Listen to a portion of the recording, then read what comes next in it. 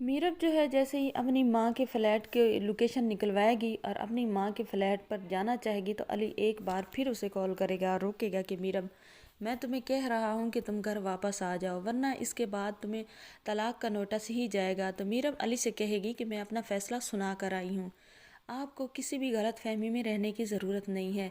आप मेरे साथ रहते, मेरी माँ को तलाश करवाते, मेरे साथ चलते, मेरी माँ पर इल्ज़ाम ना लगाते तो अली मैं आपसे बहुत मोहब्बत करती थी। मुझे पता है मैं आपके बगैर भी नहीं अच्छे से जी पाऊँगी, लेकिन माँ भी मेरे सामने सबसे ज़्यादा इम्पोर्टेंट है। तो मैं जा रही हूँ उन्हें तलाश करने के लिए। आपको कोई फ़िक्र करने की या खुश फहमी में रहने की ज़रूरत नहीं है।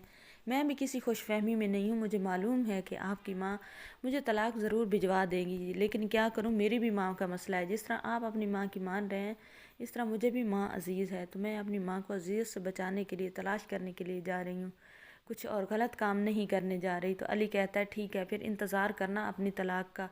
तो अब अली जो होता है अपनी माँ की बात मान कर तलाक पीछे से भिजवा देता है। जैसे ही तलाक का पहला नोटिस जाएगा, मीरब जब देखेगी नोटिस तो वो तो बहुत परेशान हो जाएगी। मीरब अपनी माँ का फ़्लैट तलाश कर लेगी, वो किरमानी के फ़्लैट पर रह रही होगी, क्योंकि मीरब की माँ जो है वो ना तो बदकिरदार है और ना ही वो लालची औरत है। उसे तो बस बहुत सारे मसाइल ने ही मार दिया है जो उसके किरदार पर भी बातें हो रही हैं और उसके बारे में गलत गलत सोचा जा रहा है। तो मीरब की माँ किरमानी के फ़्लैट पर रहना, मीरब की माँ खुद नहीं बल्कि किरमानी ने ही उसे अपनी माँ बनाकर वहाँ फ़्लैट पर रखा। और वो जाती भी तो किधर जाती, पहले ओल्ड एज होम में थी, तो अब वो ओल्ड एज होम में जाना चाहती थी लेकिन किरमानी ने नहीं जाने दिया।